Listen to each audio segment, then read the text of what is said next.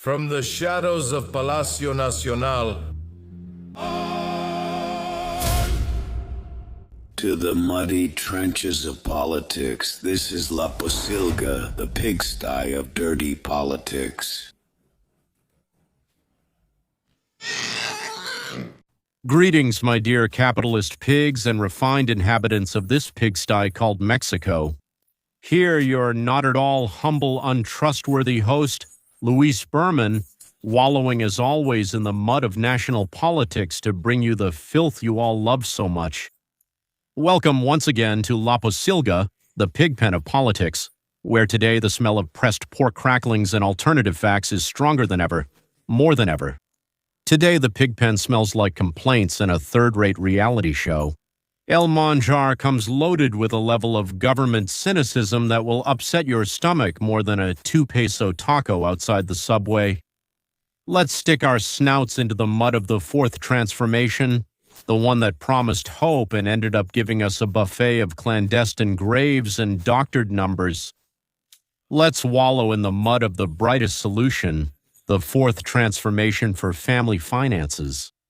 Come in, make yourselves comfortable among the legislative filth and executive cynicism, because today we're going to break it down, just like in this country. Hope is written in blood and buried with a hardware store shovel. Let's begin. Oh, my pigs. Did you think that continuity with change was going to be a walk in the park among cotton clouds and programmed applause? What happened in San Jose, Chiapa, Puebla is going to take away your naivety faster than a budget cut to healthcare. It turns out that our brand new inept president, the lady who knows everything and makes up what she doesn't, Claudia Sheinbaum, went for a visit to Puebla, but what was supposed to be a feel-good public appearance ended up being a cold shower, with plenty of complaints thrown in. The scenario. Surrounded by unfinished buildings and cardboard dreams, they arrived at the Vivienda Bonito event, Homes for the People. The small detail, a tiny, almost imperceptible detail, was that several of the houses were still under construction. Yes, my little piggies, handing over cement skeletons as if they were finished palaces. That's the style of the house, inaugurating the first stone, the second rebar. And if we're not careful, even the air that's going to flow through the windows that don't exist yet. But the good part started when the beautiful people, the ones who, according to the official speech, love them intensely, started to shout, and they weren't shouting. It's an honor to be with Claudia today. No, the battle cry was, "We don't want you and no trash here, my God." As for the alternative facts, the signs weren't welcoming, they were warnings. It turns out that the residents of San Jose, Chiapa aren't very enthusiastic about this circular economy hub. In plain language, it's a garbage recycling plant that has already been rejected in other states, and now they want to foist it on them. People who already know how things work are afraid that their town will become the official dump of the region. And look, what an irony. The town doesn't even have its own garbage trucks, but the government already wants to bring them millions of tons of other people's trash. And here comes the best part. The part where the doctor lets her inner strict high school teacher come out, scolding in response to the shouting. Instead of her usual rehearsed smile, we saw Claudia looking tense, her jaw clenched tighter than a spring nut. "You're going to listen to me, you're going to listen to me?" she shouted from the podium, as if she were in a classroom full of high school kids. "You protested even though I told you I was going to meet with you," she scolded them in a tone like, "What, do you want me to bring you candy too?" Please, those in power can't stand having their narrative broken. Script. She said everyone should be happy, but the people, the ones who supposedly rule, decided that day they didn't feel like acting. And there he was, right there beside her, the governor of Puebla, Alejandro Armenta, with a look on his face like he wanted the earth to swallow him up, unable to handle watching everything fall apart. The event, tightly controlled in front of his boss, was a visual poem. In high-level politics, everything is orderly, but down below in the mud of reality, distrust is the only thing in abundance here, the beautiful moment. Let's see. They're out there protesting because they say they're against the well-being hub. What do you prefer? An open-air landfill or a clean recycling plant? What do you prefer? It's very obvious. No one is going to take anyone's land away. We're going to buy land. Don't let them fool you. It's a project that will also be worked on and agreed upon with the communities. So you don't need to shout or say anything to us because we always listen. I was going to talk with you anyway. But listen to me anyway. No, listen to me anyway. You protested even though I told you I was going to meet with you anyway. I am meeting with you even though this is a housing event where we are giving people homes. You came to protest even though I told you beforehand that I was going to meet with you. First of all, but if you're going to listen to me, you're going to listen to me. Yes, yes, yes. Secondly, I told you that the goal is to avoid pollution, not to cause it. We don't want to no, so there won't be any problem. There will be an assembly, and I will ask the corresponding secretaries to attend the assembly. But let it be in San Jose de Chiapas. Yes, they're in the municipality, and the people will be heard, and you can set the time frame. We'll hold the assembly for you. Does that sound good? Yes, it's not a vote, it's just to listen to the project. She already went to see it, so she's going to become president. It's going to happen. What the people say doesn't matter. She's going to become president. And the secretaries are going to come and brief you. We're not going to do anything that's against the people. But you also have to listen. Because if you let yourselves be carried away by just saying no, it's not about ignoring what you've already said. It's about listening and thinking things through. You want to bring in millions of tons of garbage, and the president and the presidency don't even have a garbage truck. You could even see Puebla de Pala from here. The municipality lacks a garbage truck. Bring your clothes, thanks. And this is something that we'll surely be seeing constantly from now on. For the remainder of his administration, whether he finishes his 6-year term or not, since you know the rumors that he won't make it to 2030 are getting stronger and stronger. But anyway, the thing is that people are fed up can no longer be hidden, especially not with such stupid statements like the one Chachis gave us a few days ago. The solution to the fact that premium gasoline has already flirted with and is blatantly flirting with 30 pesos per liter has arrived, and it didn't come from a deep financial analysis but from the mouth of our illustrious servile scientist Claudia Scheinbaum. Regular gasoline, 24 pesos. That's where we are right now. We reduced the IEPS tax so that it stays at 24 pesos, and we have to keep doing it. Because the estimate was that the barrel of oil would be around 60 or 50. In fact, 60 was the figure in the federal revenue budget that was submitted and approved by Congress. So, we have to keep subsidizing the price of gasoline just like diesel, and we still want to lower the price of diesel even more. Now that the price of a barrel of oil has dropped, we're in a better position for gas station owners to lower the price of diesel.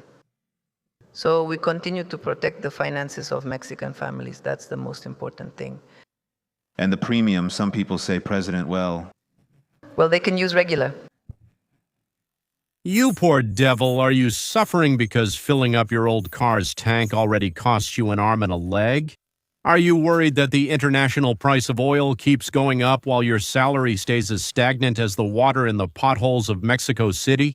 Don't worry, because the doctor has the magic answer, the ultimate solution, the life hack that will make us a world power. Well, fill up with Magna. Brilliant. Great, we didn't think of it before. In fact, why don't we apply that logic to everything? You can't afford meat? Well, eat air, it's free for now. You can't afford rent? Then move into a cardboard box under a bridge. Simple decision.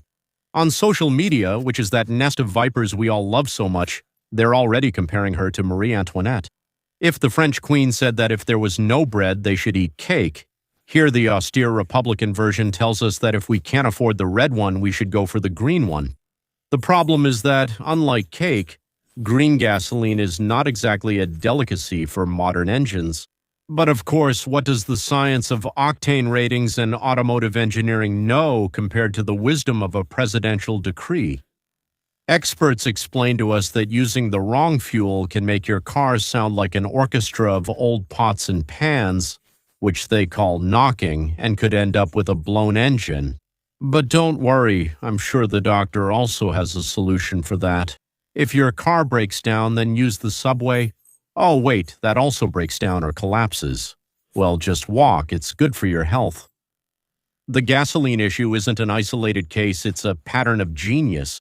Let's remember that this is the same administration that has given us gems, like in Mexicali. Faced with electricity bills that are more expensive than a Caribbean cruise, the recommendation was, if you use less, you pay less. Take note, the law of conservation of misery in its purest form. In Zacatecas, meat is very expensive. Eat beans, that blessed food that has as much protein as a filet mignon, but with the added value of gassy side effects. And what happened to that promise? The campaign promised that gasoline would cost 10 pesos. It's probably in the same place as the healthcare system, like Denmark's in Neverland. And for the chimpanchiros who now deny that the Macaspano jackass ever said that with him and his crappy movement, gasoline would cost 10 pesos. Let me refresh your memory.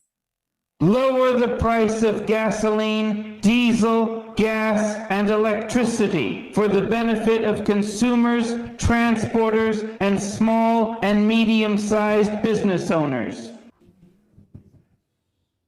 Just to give you an idea, if we were already in government, if Morena were governing Mexico, right now, gasoline wouldn't cost 14 pesos per liter. It would cost what it costs in the United States.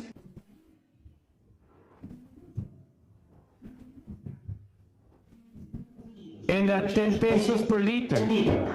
What we have is a reality where today a liter is close to 30 pesos, and the official response is basically that we should just deal with it and buy the cheap one. Well, cheap is just a way of saying it. It's fascinating to see how complex problems are simplified with fortune cookie phrases. The economy is collapsing, the international conflict is hitting us, and there's no strategy at all. Just, fill up with the other one is the governmental equivalent of putting duct tape on a gas leak.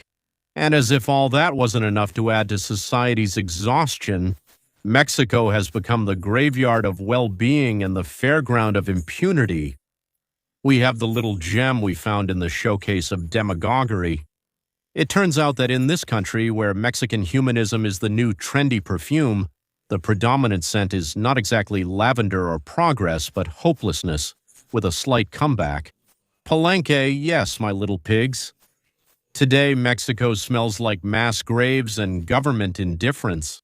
While in the National Palace, they play blind man's bluff, their eyes covered by bills from the upcoming campaigns, says the president with an E. Bury it deeper. Nothing to see here.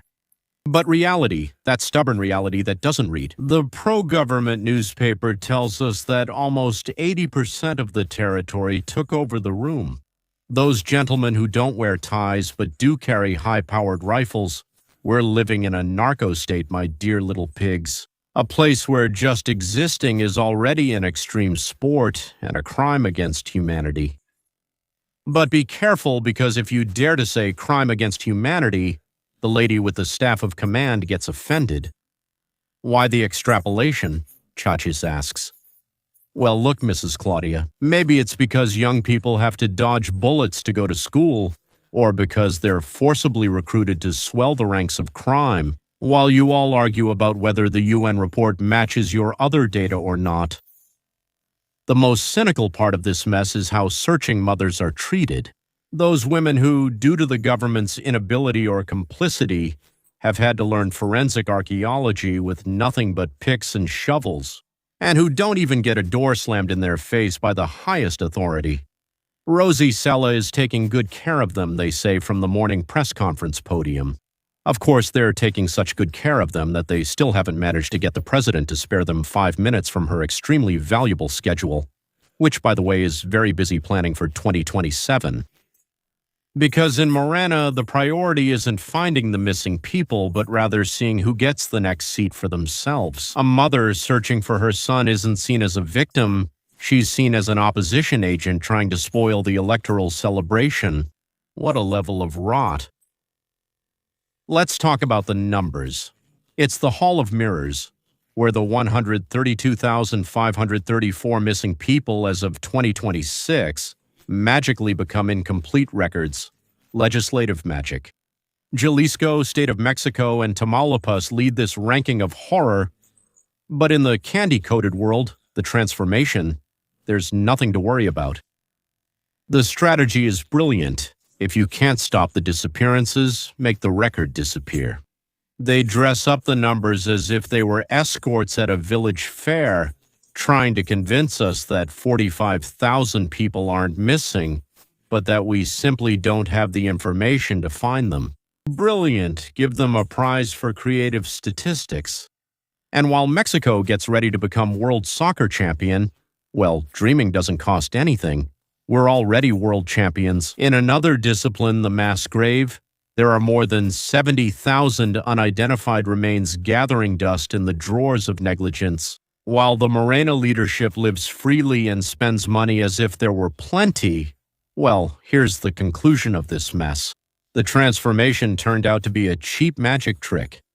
They promised to pull a rabbit out of the hat, but what they pulled out were skeletal remains. At best, they took away our medicine, they took away our education, they want to take away our retirement funds and freeze our accounts, and to top it all off, they take our lives. If this is Mexico's hope, if this is the hope, I'd much rather be the way things were before the fourth transformation. What happened in Puebla wasn't an isolated incident. It was a monumental crack in the narrative of the supposed 200,000% approval. When the people are no longer satisfied with half-built promises and come out to confront those in power face to face, it means the magic is wearing off. Could it be that the honeymoon ended before they finished paying for the banquet? Reality can't be hidden by trying to cover it with one finger, a social program, or a shout from a podium. The pigsty is overflowing and the poll lady keeps saying that everything is fine. Don't forget to keep digging through the trash because in this country that's all they've left us. Your favorite pig, Luis Berman, says goodbye, reminding you that if you see a Morena politician smiling, watch your wallet and your life. Keep wallowing in the information, leave a like, subscribe, and share this crappy video. See you on Thursday. Goodbye-bye. This is La Posilga, the pigsty of politics, with Luis Berman.